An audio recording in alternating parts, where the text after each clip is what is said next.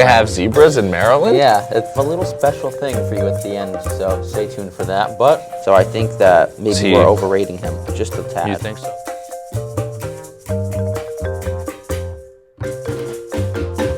Welcome back to Aimless. This is episode 2 of the greatest talk show to ever exist, Aimless. I am Kevin Barnett. Alongside me, Ben Wertheim. Nice to be back. We're going to start off episode 2 of Aimless. The holiday season just wrapped up. We're into the new year. It's a good time for a little bit of holiday review. Ben, are you a big winter holiday guy? Do you buy into the holiday cheer stuff? About it. We can do some Irish culture. That's fine. Yeah. Absolutely not. I hate the winter. The winter is my so cool. It's my least favorite. It's so the cold is so sad. Do you get anything from Hanukkah, the winter holiday? Hanukkah is my favorite holiday. I am Jewish. Mm-hmm. That's probably my favorite holiday just because we don't have many Jewish holidays. We have a good amount, but not many. Maybe Passover. It's a toss-up. Yeah. But, I mean, just the winter in general, I'm not a big fan, which makes the holidays worse for me. Right, and I like a good Christmas. Obviously, who doesn't? I love a good Christmas, good family time, you get presents, especially if you're younger, that's a really big thing. But, snow, I'm out on it. Below freezing temperatures, I'm out on it. So, like, what's the holiday cheer? You're just getting up at 7 a.m. in 20-degree weather to go to school. And I can't tell you the last time it snowed on Christmas. No. It rained on Christmas this year. It doesn't even snow. It's never been a white Christmas. No, not one time. I just don't understand how that's enjoyable to people. It's all an idea. And we're just living not the idea. All the Christmas tales, Rudolph never shows up. You never see good old Saint Nick. It's tough. So there's Christmas Eve is a big part of Christmas Day.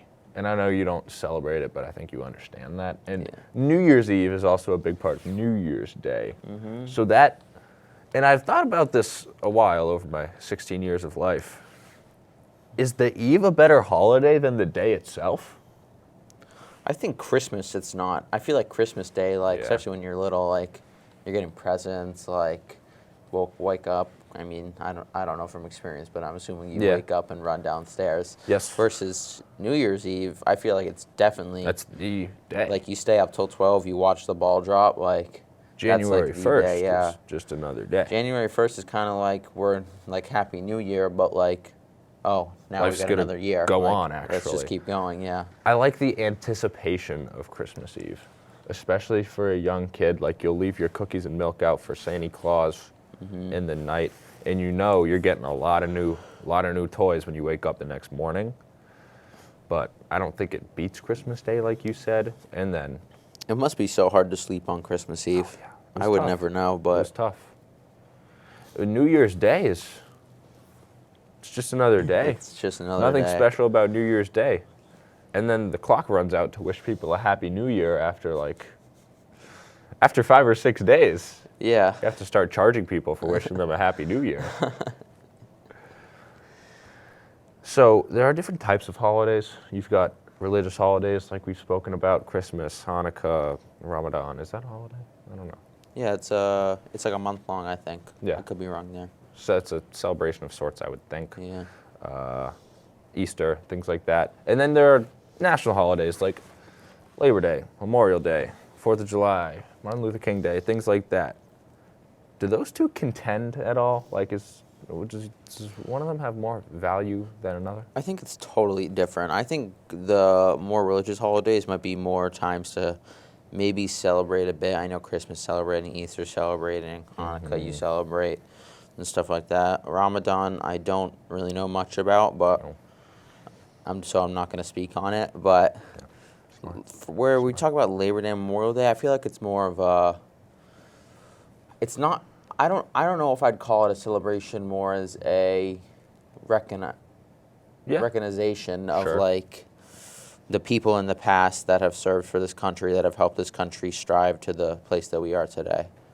So stuff like that. I think that's very well said. And obviously, the religious holidays are targeted at said religion that is celebrating the holiday. And the national holiday is kind of something that everybody can appreciate. Well, everybody in the U.S. Right, of course. Yeah.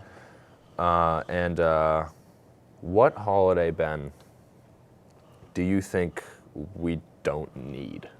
So there's so many holidays, and when I think I about know. them, like, I know a bunch of Jewish ones. Obviously, I feel like they all have a very special meaning. They all represent the whole Jewish community. Same with Christmas and Easter; they represent the whole Christian community. And then obviously MLK, Memorial Day, 4th of July, they represent the whole America. America as a Doing whole. good people doing good things for the country. I don't know if St. Patrick's Day is the same thing. What's the whole deal with I St. don't really Patrick's know Day? what it's for, to be honest. Irish?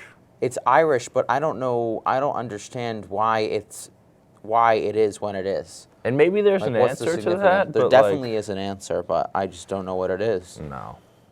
And this isn't really contesting you. I don't think we should get rid of the holiday Easter because it's important to the Christian faith. But the whole Easter bunny stuff, like, Yeah. do we need that? The egg chase, just getting kids more candy, getting them unhealthy?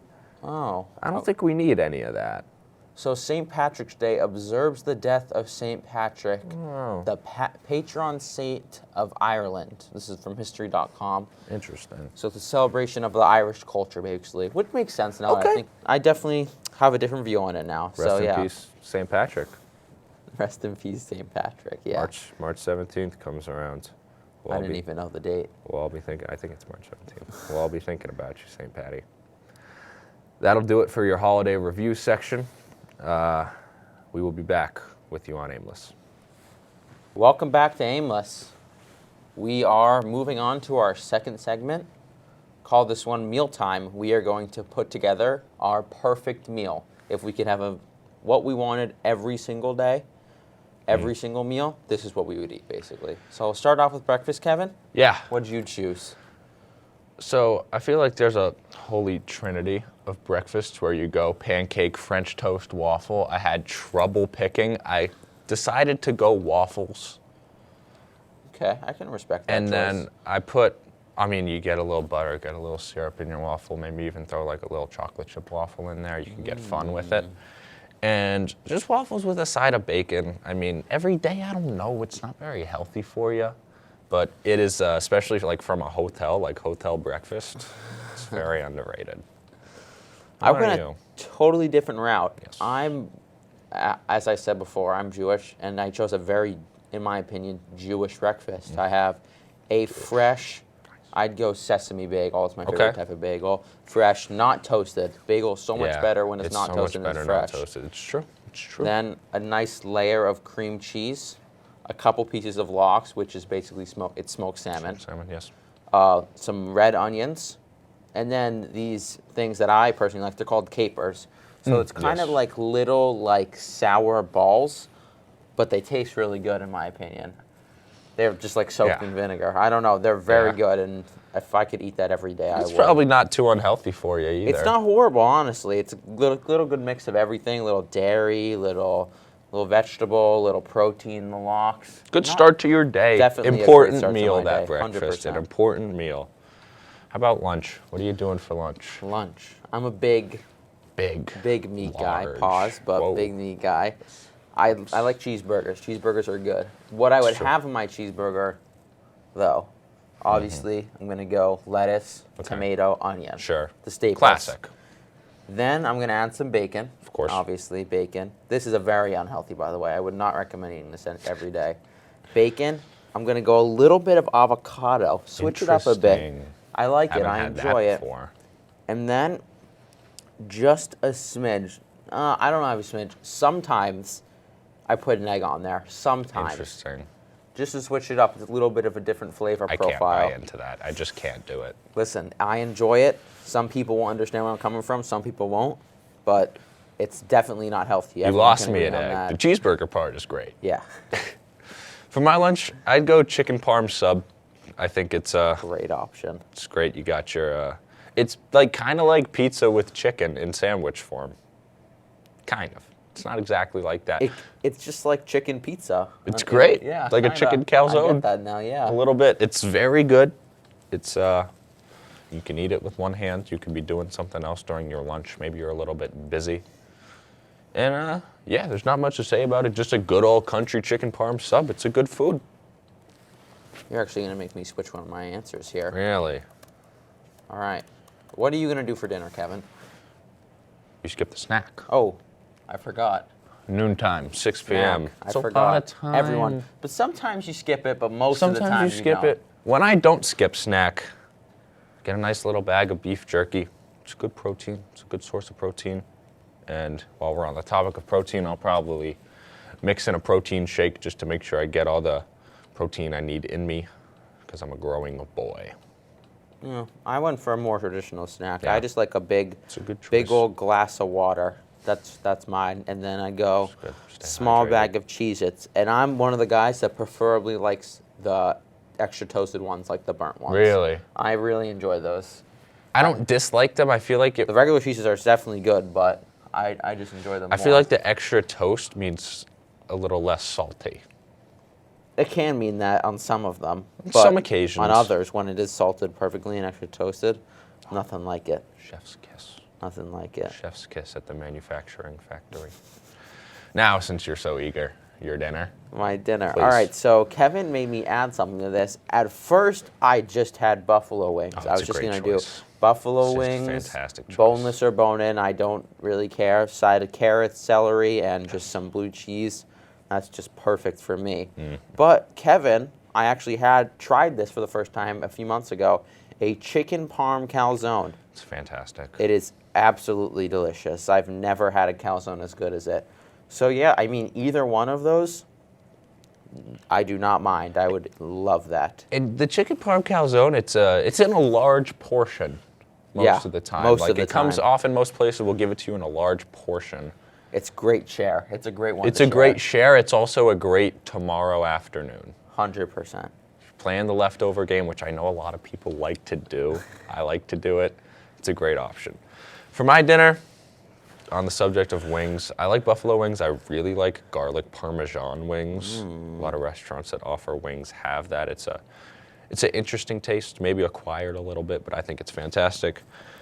But also my favorite thing to eat for dinner is just some good old steak tips. Mix it in a bowl of rice. Maybe you put some garlic up, saute up some green beans, put it in there, get your vegetables in there. I think it's a great balanced dinner, and I enjoy it.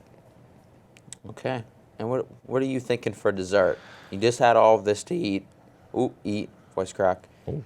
But now you got to round it off with dessert. It's true, and there are a lot of restaurants, at least in this area, that have they heat up a bowl where it's a In chocolate like a skillet? Yes, in a skillet. Yeah. It's a chocolate chip cookie base, and then they've got vanilla ice cream and whipped cream on top of it, and it is maybe the closest thing to heaven on earth. My dad really likes It's that my one. favorite dessert. I get it whenever it's offered. It's just utterly fantastic. How about you? I went different again. I think a lot of people can relate to me here. Oh, yeah. I went a big bowl of vanilla ice cream. Personally, I'm more of a basic guy, but you can go any flavor. Just I on the feel like when couch. when I have something Just on the really couch. really heavy and really warm, I have a different stomach for cold stuff Yeah. after. Like, you ever have that time where you eat and you're really full, but then you like go and have some ice cream and you're like not full all of a sudden? Right. It's just totally weird, and I feel like that would be a perfect ending to a day full day. of like heavy. Just and on the couch watching the meaty game. stuff. Yeah. Yeah. I get it. That's a lot of food, Ben. That's a lot of food, though. It's a lot of food. Yeah. Imagine if you eat all that in a day. Probably don't feel great by the end of it. Feel horrible. Feel terrible. That's Yeah. a good day. It's Food's a good day, though.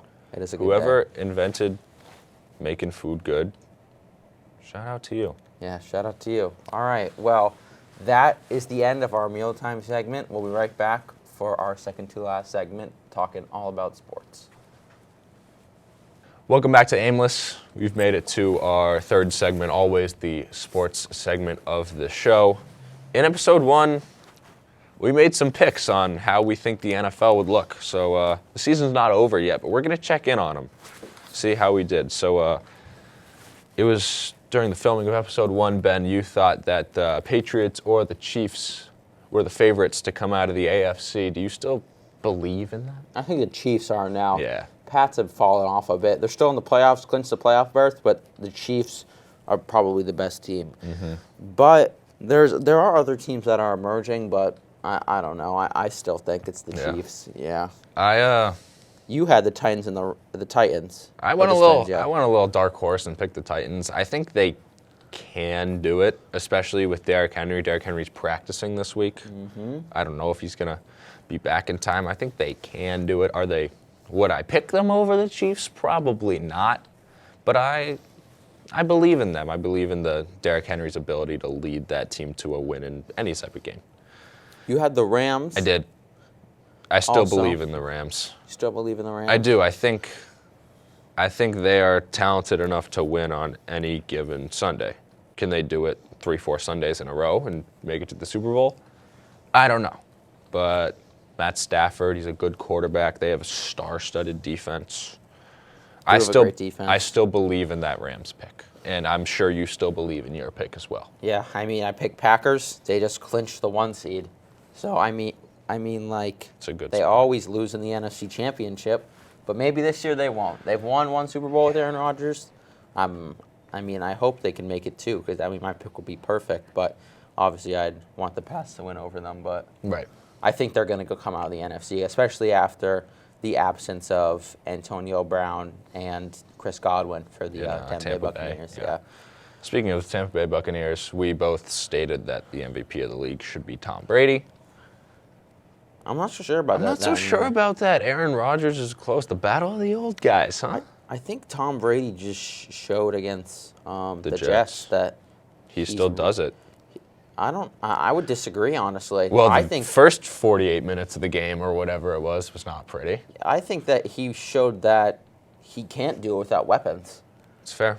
anymore. At least I think people have taken the disguise of Antonio Brown, Chris Godwin, Rob Gronkowski, Leonard Fournette, Mike Evans. I mean, that's a stacked roster That's true. with an insane defense.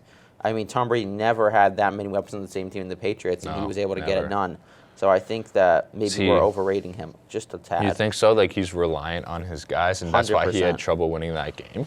100%. I mean, I think he was done by his last year in the Patriots. He didn't really Yeah. have some good guys, and it showed. Yeah, it's true. Maybe he still gets my vote, but the things Aaron Rodgers does with Devontae Adams over there to win football games, crazy, yeah. crazy. And it sucks that those two are having such good seasons because guys like Jonathan Taylor, like Cooper Kupp, one of those two is going to miss out on Offensive Player of the Year.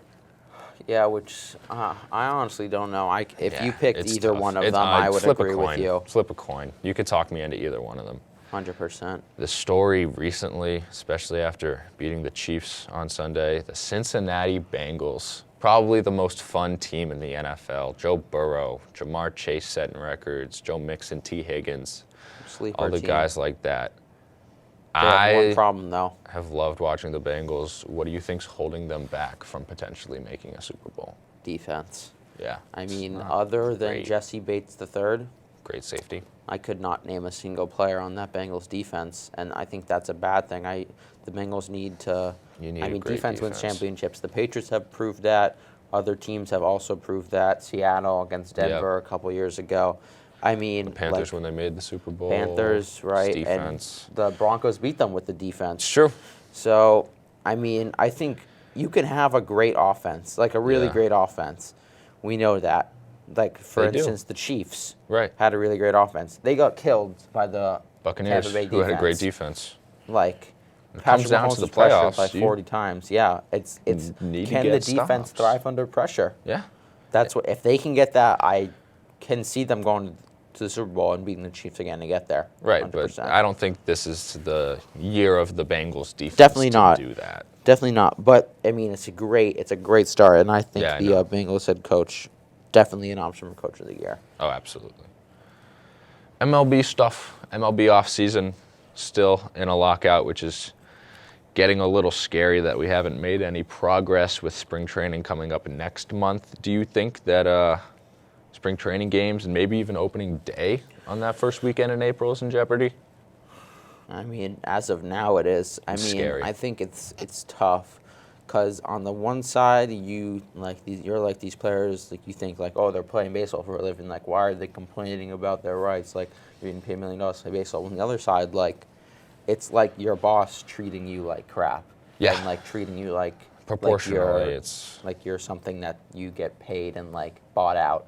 Like Right. no one wants that, and No. these MLB players are just like that. So you can see both sides of the story, and you can see why people are really holding their ground, and it definitely does put everything in jeopardy if one of the sides can't it's a compromise. help the other. Yeah, It's a compromise, and the players are basically asking for what they're worth, and the owners they're stingy. They're stingy with their money. They want to keep all the profits that they've made with the league, and they don't want to give it to them. So if that keeps happening, 2022 MLB season might look a little bit different. However, 100%.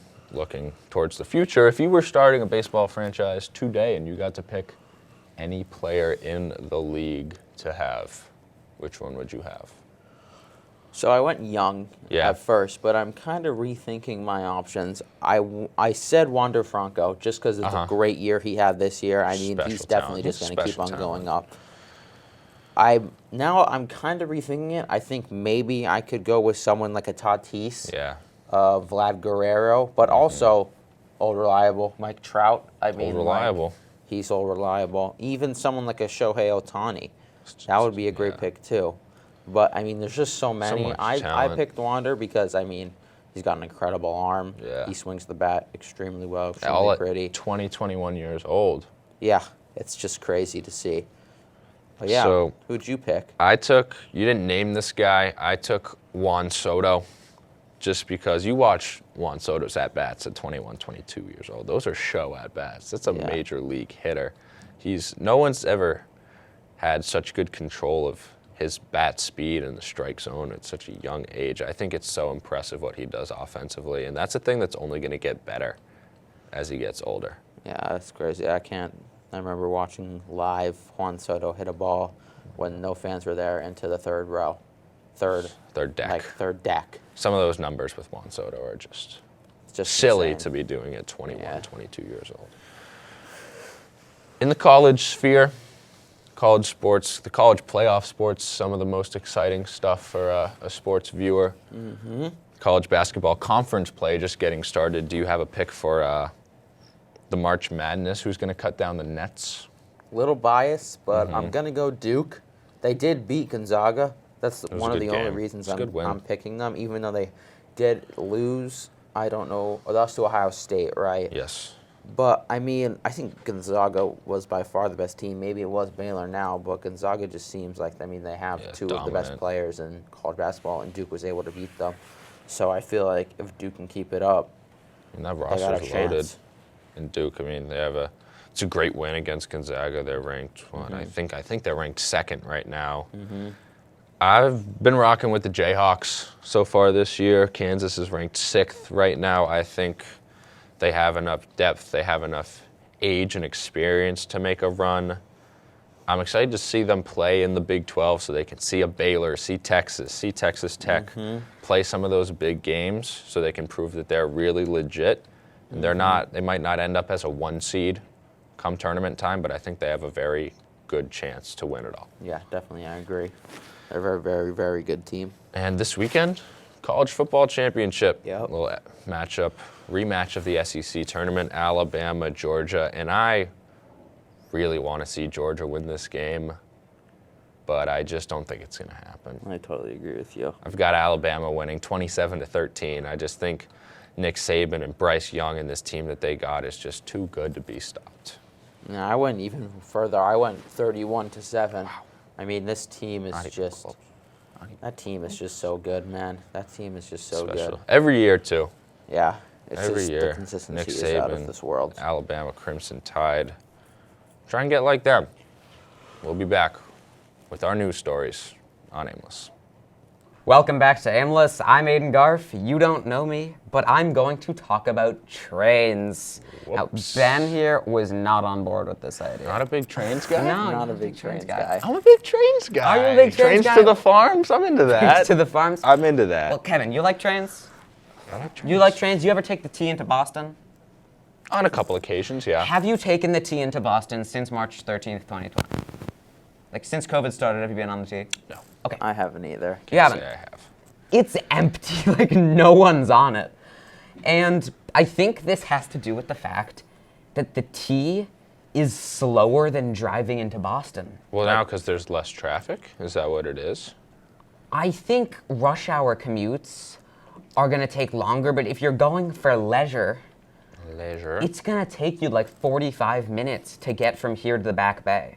You could drive in 25. And with the cost, if you're like 4 people going in, back and forth on a Friday night, it's $7 one way, $14. That's like $56. That's the that's more than the cost of parking. Yeah, or like getting gas, but you're not Right, even going driving that far. and parking is cheaper than taking the train. It's cheaper and slower. So what's the problem? That like It's cheaper and faster. the tangible train just doesn't move that fast. Right, I think we need the train to move So we need fast. new trains. So, China, you can get from Beijing to Shanghai, high-speed train, 4 hours. Isn't that like, How far is that drive? 11 and a half hours. Oh, it's wow. pretty good, high speed. Japan, they're opening up a maglev train, goes from Tokyo to Nagoya, 40 minutes. How long Driving takes like 4 hours. Oh, wow. And we can't even get from Newton Corner to Back Bay in an hour. Going from Tokyo to Nagoya, 2 major cities in Japan, takes the same time as going from Needham Center to South Station, Boston, Massachusetts. That's like Jesus 8 miles Christ. away. It's it's literally, the Back Bay's 10 miles away. It's embarrassing. If we really want to do better as a country, we need to start investing in trains. Fast trains. That's how I see it. Fast trains, fast business, fast money. The Is that how you see it? problem is that Contrarian not a over here. lot of people are going to work right now. It's true. So not a lot of people are going to take the trains. But I think when people start going back into work, 100% I agree with you. But I mean, like I know a lot of like Working from home. Working from still. home. A lot Yeah. of people are working from home, but there's always going to be people going That need into to Bo- go. Right, there's Yeah, going to be people to that do need whatever. to go to Boston. And part of it is because the suburbs were designed so you need a car. Right. Because you You can't look at just, the like, streets; they're all windy and turny. Like me, train the around. Needham Center Station's a mile and a half away. Like Yeah, you need to our- drive to the train station. Right. So either way, I'm going to need a car because we're in New England. So It's I going to be just snowing. Take your sleeting. car into Boston. If the Right. train's so slow. But trains are more environmentally friendly, and if we make them good, they can be faster, they can be better, they can be efficient. The trains are not a great experience, and I think that needs to change. Today's lesson from Aimless is pay your taxes so we can get faster trains, Build back better. fast money. pay your taxes in general because it's illegal if you don't. Right, that's also a thing. Very little is illegal if you have a lot of money. We follow the law over here. Thanks for watching Aimless. Have a good one.